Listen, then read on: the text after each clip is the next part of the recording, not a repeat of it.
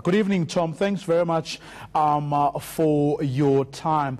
Perhaps first, before we get to how you got to stop and while, just take us through what you had been doing before you were forced to stop, what you managed to do for the scores of migrants in that part of the world. MSF's been working on the Aquarius since March of 2016. As you indicated, it's been 30,000 people approximately that we have pulled out of the ocean, the sea, I should say, off the coast of Libya since that time. And we operate approximately 24 nautical miles off the coast, not entering in closer into contiguous zone, even though the imperative to engage in a rescue at sea doesn't matter where it is. Now, you're saying that there is this sustained campaign spearheaded, you are alleging, by the Italian government and backed by European states to delegitimize and obstruct your organization, among others, from providing assistance to vulnerable people. Why would they want to do that? What's in it for them? What do they stand to gain from doing such a thing?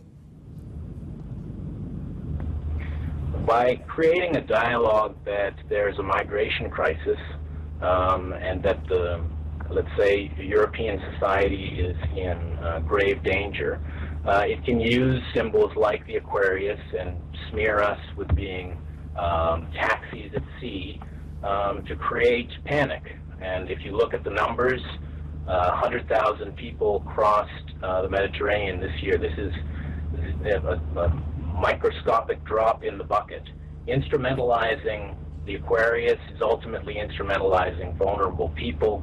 It is the erosion of an enormous bulwark of civilization. It's a Homeric tradition to rescue people at sea. Talking about this as though it's some kind of crisis is pure hyperbole.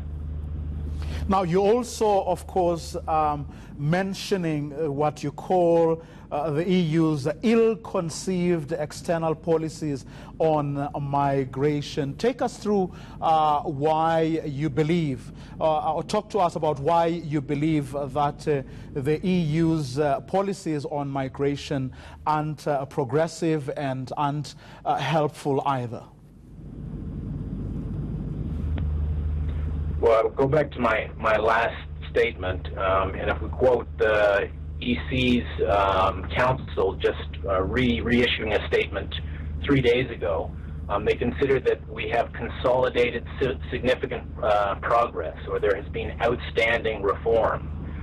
They want to make this into a discussion about migration, and ultimately it is about eroding the checks and balances, the living institution of the law of the sea, and allowing people and creating the circumstances so that people are drowning and are forced back into Libya, where they face indefinite and indiscriminate detention. Now, if more organizations follow suit, in other words, pull out of that region because they feel that they are being intimidated and they are being obstructed from doing the job they feel needs to be done, what do you believe is at stake, number one, and what do you think progressive-minded people around the world should do? I mean, we need to ask ourselves a question.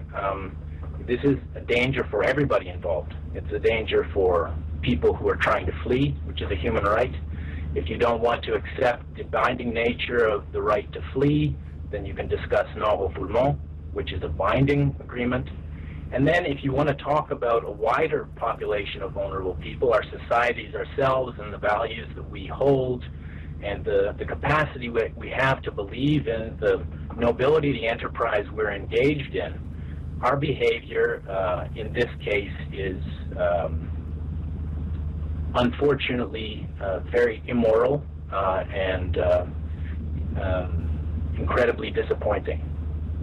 And from speaking to sister organizations or other people who have dedicated themselves to this cause as well, what are they saying, or what do they think could be the kinds of steps that people around the world could take to prevent, other people from following suit?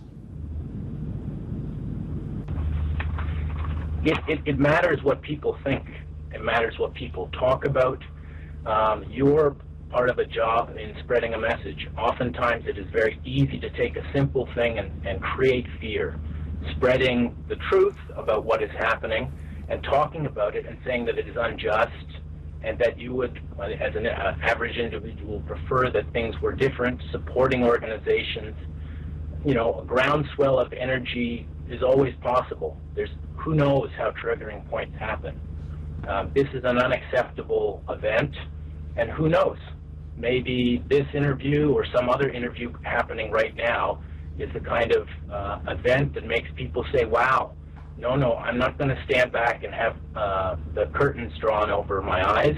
This is unacceptable. I do not want to be a part of it, and my elected official is not allowed to. I won't swear on television. Lastly, just your sense, having been doing this for years now, do you believe that international solidarity is still there, alive, or is it something that has been outsourced, so to speak, to organizations like yours? And when things like what is happening now are happening, nobody really cares or even notices?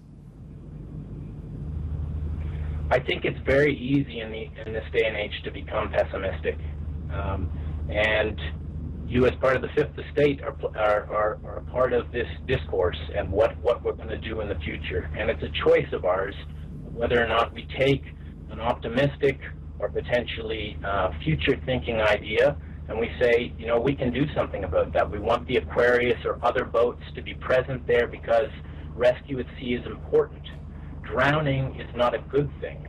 We have living institutions of the law of the sea because we saw what happened in the past. Refugee law exists because when it's not present, there are human disasters. These are avoidable. We should avoid them.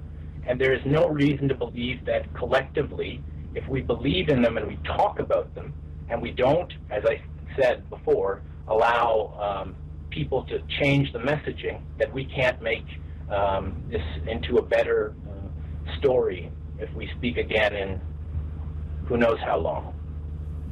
Thank you very much for your time and insights this evening. Tom de Kock from Doctors Without Borders joining us from France.